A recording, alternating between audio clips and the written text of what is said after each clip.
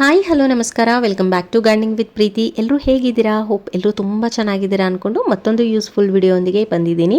ಇವತ್ತಿನ ವಿಡಿಯೋದಲ್ಲಿ ನೀವು ಆಲ್ರೆಡಿ ತಮ್ಮನೆಲ್ಲ ನೋಡಿರ್ತೀರಾ. ಇವತ್ತೊಂದು ನಾನು ಕರಿಬೇವಿನ ಗಿಡಕ್ಕೆ ಮ್ಯಾಜಿಕ್ ಫರ್ಟಿಲೈಸರ್ನ ಹೇಳ್ತೀನಿ. ಇವತ್ತಿನ ಈ ಫರ್ಟಿಲೈಸರ್ನ ನೀವು ಯೂಸ್ ಮಾಡಿ ನೋಡಿ, 1 ಮಂತಲ್ಲಿ ನಿಮಗೆ ಚೆನ್ನಾಗಿ ರಿಸಲ್ಟ್ ಗೊತ್ತಾಗುತ್ತೆ. 100% ರಿಸಲ್ಟ್ ನಿಮಗೆ ಗೊತ್ತಾಗುತ್ತೆ.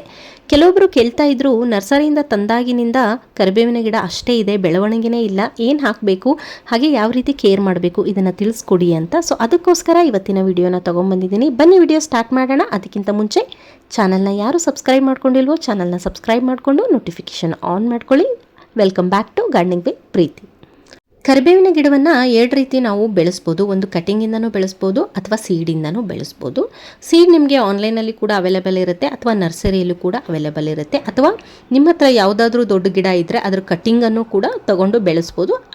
ಇಲ್ಲ ಅಂದರೆ ನರ್ಸರಿಯಲ್ಲಿ ಕರಿಬೇವಿನ ಗಿಡ ಸಿಗುತ್ತೆ. ಕರಿಬೇವಿನ ಗಿಡವನ್ನು ನಾವು ಯಾವ ರೀತಿ ನೋಡ್ಕೋಬೇಕು ಅಂತ ಹೇಳೋದಾದರೆ, ಕರಿಬೇವಿನ ಗಿಡಕ್ಕೆ ಕಂಪ್ಲೀಟಾಗಿ 5ರಿಂದ 6 ಗಂಟೆ ಬಿಸಿಲು ಬೇಕು.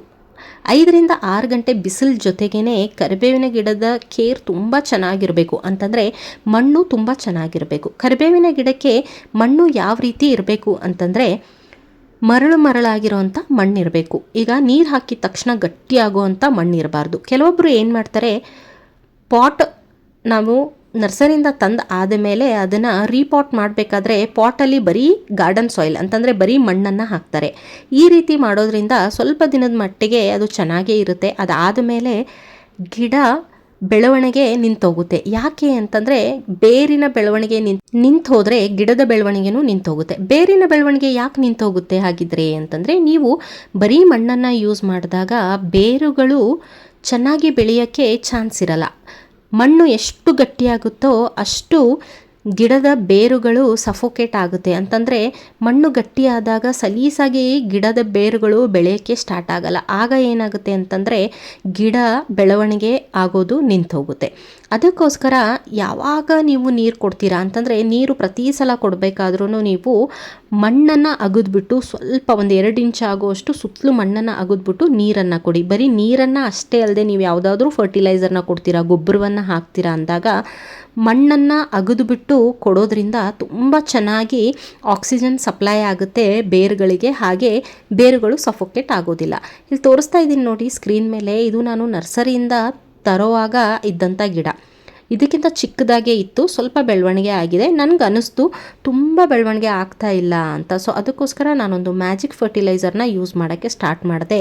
ಅದರ ರಿಸಲ್ಟ್ ಕೂಡ ನಿಮಗೆ ಲಾಸ್ಟಲ್ಲಿ ನಾನು ತೋರಿಸ್ತೀನಿ. ಇದೇ ಪಾಟಲ್ಲಿರುವಂಥ ಗಿಡ ಈಗ ಯಾವ ರೀತಿ ಬೆಳವಣಿಗೆ ಆಗೋಗಿದೆ ಅಂತ ನಿಮಗೆ ರಿಸಲ್ಟ್ ನಾನು ತೋರಿಸ್ತೀನಿ. ಅದಕ್ಕಿಂತ ಮುಂಚೆ ಕೆಲವೊಂದು ಪಾಯಿಂಟ್ಸ್ಗಳನ್ನ ಕರಿಬೇವಿನ ಗಿಡ ನೆಡುವಾಗ ನೆನ್ಪಿಟ್ಕೋಬೇಕು.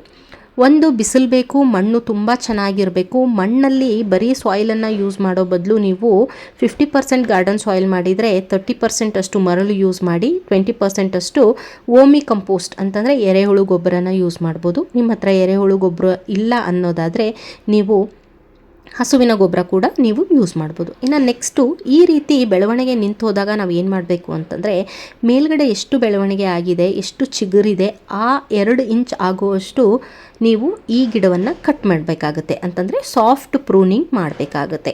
ನೀವು ಎಷ್ಟು ಕರಿಬೇವಿನ ಗಿಡವನ್ನು ಪ್ರೂನಿಂಗ್ ಮಾಡ್ತೀರಾ ಅಷ್ಟೇ ಚೆನ್ನಾಗಿ, ಅಷ್ಟೇ ದಟ್ಟವಾಗಿ, ಅಷ್ಟೇ ಹೊಸ ಬ್ರ್ಯಾಂಚ್ಗಳು ಬರುವಂಥದ್ದು.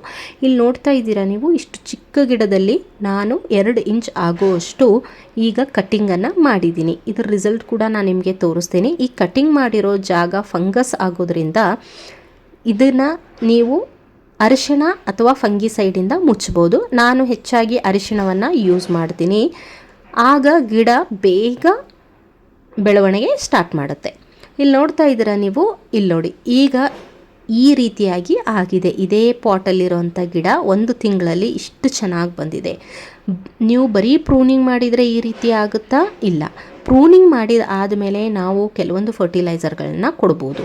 ಪ್ರೂನಿಂಗ್ ಮಾಡಿದ ಮಾರನೇ ದಿನ ನೀವೇನು ಮಾಡಬೇಕು ಅಂತಂದರೆ, ಮಣ್ಣನ್ನು ಅಗೆದು ಚೆನ್ನಾಗಿ ಅದಕ್ಕೆ ಕೌಡಂಗ್ ಕಾಂಪೋಸ್ಟ್, ಎರೆಹುಳು ಗೊಬ್ಬರ ಅಥವಾ ನೀವು ಹಸುವಿನ ಗೊಬ್ಬರ ಯೂಸ್ ಮಾಡ್ತೀರಾ ಅಂದರೆ ಹಸುವಿನ ಗೊಬ್ಬರವನ್ನು ಯೂಸ್ ಮಾಡ್ಬೋದು. ಇನ್ನೂ ಸುಮಾರು ಫರ್ಟಿಲೈಸರ್ನ ನಾನು ನನ್ನ ಚಾನಲ್ನಲ್ಲಿ ಅಪ್ಲೋಡ್ ಮಾಡಿದ್ದೀನಿ, ಅದನ್ನು ಕೂಡ ನೀವು ಫಾಲೋ ಅಪ್ ಮಾಡ್ಬೋದು. ಅದು ಅಲ್ಲದೇ ಇವತ್ತಿನ ಫರ್ಟಿಲೈಸರ್ ತುಂಬ ಚೆನ್ನಾಗಿ ವರ್ಕ್ ಆಗಿದೆ. ಇದನ್ನು ಯೂಸ್ ಮಾಡೋದ್ರಿಂದ ಮಣ್ಣಲ್ಲಿ ಗುಡ್ ಬ್ಯಾಕ್ಟೀರಿಯಾಗಳು ಹುಟ್ಕೊಳ್ಳುತ್ತೆ. ಹಾಗೆಯೇ ಇದು ಗಿಡದ ಬೆಳವಣಿಗೆಗೆ ಹೆಲ್ಪ್ ಮಾಡುತ್ತೆ. ಗಿಡ ತುಂಬ ಚೆನ್ನಾಗಿ ದಟ್ಟವಾಗಿ ಬೆಳೆಯೋಕ್ಕೆ ಇದು ಹೆಲ್ಪ್ ಮಾಡುತ್ತೆ. ಈ ಫರ್ಟಿಲೈಸರ್ನ ಕೊಡೋ ಮುಂಚೆ ನಾವು ಏನು ಮಾಡಬೇಕು ಅಂತಂದರೆ, ಈ ರೀತಿ ಮಣ್ಣನ್ನು ಕಂಪ್ಲೀಟಾಗಿ ನೀವು ಸಡ್ಲ ಮಾಡ್ಕೋಬೇಕು. ಈ ರೀತಿ ನಾವು ಮಣ್ಣನ್ನು ಸಡಿಲ ಮಾಡ್ಕೊಳ್ಳೋದ್ರಿಂದ ಏನು ಯೂಸ್ ಅಂತಂದರೆ, ನಾವು ಹಾಕುವಂಥ ಫರ್ಟಿಲೈಸರ್ ಡೈರೆಕ್ಟ್ ಬೇರುಗಳಿಗೆ ಹೋಗಿ ರೂಟ್ಸ್ಗಳಿಗೆ ಹೋಗಿ ಗಿಡ ಬೇಗ ಬೆಳವಣಿಗೆ ಸ್ಟಾರ್ಟ್ ಮಾಡ್ಕೊಳ್ಳುತ್ತೆ. ಸೊ ಈ ರೀತಿಯಾಗಿ ಹಚ್ಚ ಹಸಿರಾಗಿ ನಿಮ್ಮ ಕರಿಬೇವು ಗಿಡವನ್ನು ನೀವು ಬೆಳೆಸಬೇಕು ಅನ್ನೋದಾದರೆ, ಈಗೇನು ಹೇಳಿದೆ ನಾನು ಕೆಲವೊಂದು ಪಾಯಿಂಟ್ಸ್ಗಳನ್ನ ನೆನ್ಪಿಟ್ಕೊಳ್ಳಿ. ಹಾಗೆ ಇವತ್ತಿನ ಫರ್ಟಿಲೈಸರ್ ಯಾವುದು ಅಂತ ಹೇಳ್ತೀನಿ.